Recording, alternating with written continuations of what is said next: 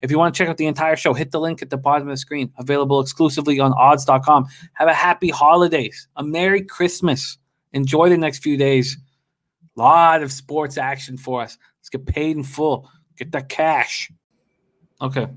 All right. Let's move on to the night game on Saturday, December 26th. Just set this up for us here. All right, let's go. Dolphins at Raiders. Dolphins 9-5, 4-2 on the road at the Raiders 7-7, 2-5 at home. Allegiant Stadium, Las Vegas, Nevada. Sorry, move that over here. Got too many things open here. Dolphins open up at -2. They're now at -3. This total opened up at 47.5. The indications are that it will go up to 48 soon. And by the way, FanDuel is not hanging the 5. FanDuel has moved that to 5.5 for the Cardinals. Dolphins coming off a 22-12 win at home over the Patriots. Dennis Garcia, you, Rob, a bunch of you guys were bullish on the under, and that was one of the spots that really upset me. That it had only moved a point down to 41. They're coming off 22-12 win at home over the Patriots. Tua Tagovailoa, 20 of 26, 145 yards, 0 touchdowns, 1 interception. Dolphins ran 42 times for 250 yards. We'll get more to that when we talk about the Patriots. But Salvon Ahmed was a beast, 23 rushes, 122 yards, 1 touchdown. Breda ran 12 times, 36 yards. Good to see Breda moving. Dolphins entered the game last in the league in yards per carry, and Ahmad became their first 100-yard rusher since 2018. Wow. Their 3 most productive pass catchers were sitting out with injuries. Durham Smythe led receivers with 5 catches for 40 yards. Devontae Parker, Jakeem Grant, and Mike Gesicki, they're all questionable this week. Guard Solomon Kinley limped off the field in the third quarter. He's listed as questionable. Myles Gaskin was out last week with an illness. Not COVID, but an illness. They hope to have him back this week. Offensive tackle Eric Flowers is listed as questionable. Raiders on extra rest and preparation after their 30-27 overtime loss to the Chargers. 4th loss in 5 games. Listen to this stat. You know it already, but I just love it. I just love this stat. I don't mean to be such a hater, but Gruden's career winning percentage in December is .377. Of the 81 coaches in the Super Bowl era who have coached more than 25 December games in the regular season, he is the 6th worst winning percentage, 23-38. Who give this guy $10 million a year? What fucking idiots! Hey, the silver lining is they've only got 7 years and $70 million left on a contract. So, you know. What are they fucking doing? What are they fucking doing? I don't know how you give a coach a $100 million contract when he hasn't coached in a decade. I mean, that's a Davis family move. Why would we expect anything different from the son of Al Davis? It's atrocious. It's fucking atrocious. And I love it. Raiders haven't, but I love the city of Las Vegas.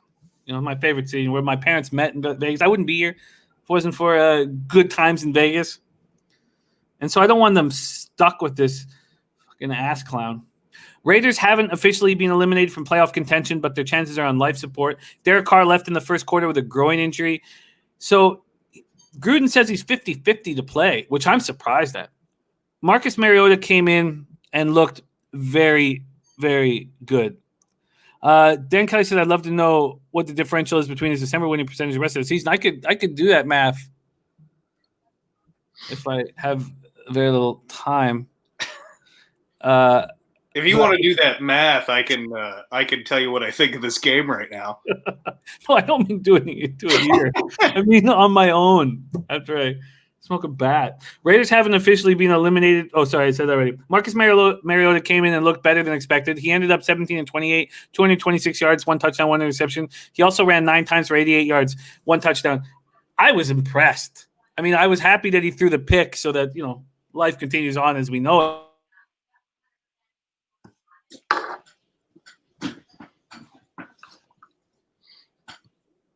You back, Jimmy? Yeah, sorry. You froze there. Okay, I'm back. We back? Yeah, you're good. Were you impressed with Mariota? I certainly was. Yeah, I mean, I'm not going to say I've always been a Mariota supporter. I just always thought Mariota was better than he looked when he was with the Titans. So it was nice to see him play well.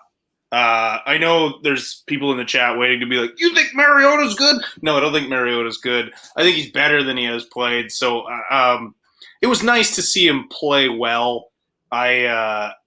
Christian Larson's got a good point. Battle of the YN QBs. And also Tua really looked up to Mariota, apparently. That's so that it's kind of a cool storyline. But as far as this storyline goes, I mean, I'm all Dolphins in this one. And again, it just comes down to which team is playing well at this time of year. And the Miami Dolphins are playing well, and their defense is still great. And look, Mariota might be able to come in and surprise a team. Like, if you're not game planning for Mariota, I can understand why he would come in and play well. You game plan for Derek Carr, and then Mariota comes in, completely different style quarterback. So I could see how that would be difficult mid-game to make that adjustment. Miami's not going to have that problem this week. I think they have no trouble shutting them down. And even though I'm not a big Tua backer at this stage in his career, again, like him, hope the best for him, want him to succeed. I just like the Dolphins in this spot. I think the Raiders have a weak defense. Their offense is going to be limited with Mariota in there. It's going to be different. It's still going to be limited. And I just think it's Miami or nothing here. And someone in the chat posted that Miami's available -3 Viper, -3 +100 on FanDuel right now. Yeah. Sitting at -3 right now. They opened at 2.5. And that's where David Sharp got him. I'm gonna jump on that. I agree. Let's see what Brady says. I can't bet aside on this one at this point. Raiders offense is night and day better than the current Pats offense. Tread lightly today, I would say. Let's talk about this Raiders offense briefly. Darren Waller caught 9 passes for 150 yards and 1 touchdown against the Chargers. He has 425 yards receiving the past 3 games. That's the most ever in a 3-game span for a tight end. Josh Jacobs ran 26 times for 76 yards and a touchdown. They can't get any pressure. Max Crosby's gone 5 straight games without a sack. Everybody was talking about Max Crosby early in the year, playing 82% of the defensive snaps. Looks like he's wearing down. They only had 1 sack and a handful of quarterback hits. Cornerback Trayvon Mullen was penalized 4 times. That's the most for a single Raiders player in 4 years. He was beaten in coverage. Hunter Renfrow, concussion protocol, he's out. Gruden expects Henry Ruggs to return to practice late next week from COVID-19. So that is a comment I pulled. So he's hopeful that he will be back in this game. Also, Cleveland Farrell, Nicholas Morrow, Damon Arnett, and Jonathan Abram open to return after missing the game with injuries. So we have Tack McKinley, who cares, injured reserve. Henry Ruggs, they're hoping to get back. Hunter Renfrow, concussion protocol. Derek Carr, significant groin injury. Expected to have a 10 to 14-day recovery timeline, and the 10-day at the earliest would have him back in time. I still don't think. Jalen Richard, questionable. Cornerback Darryl Worley, reserve COVID list. Isaiah Johnson, cornerback, reserve COVID list. Eric Harris, safety, reserve COVID list. They've got 3 guys now on the COVID list, and that could balloon.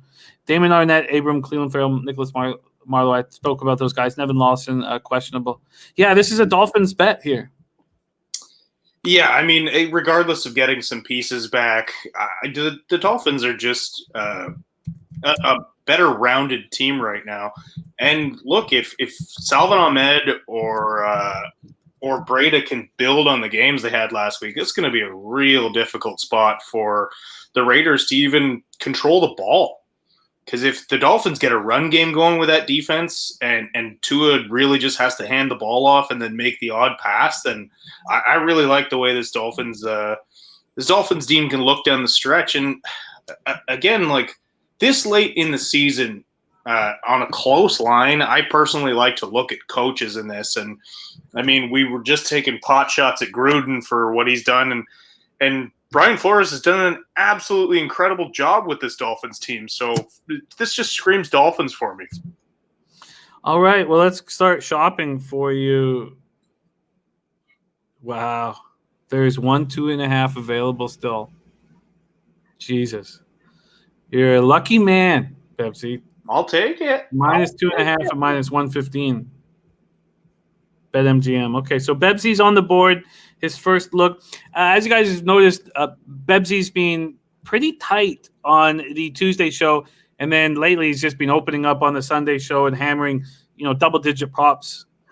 Pretty impressive with the juice that we're taking at Bet 365 minus 120. You know what? I should start line shopping for you.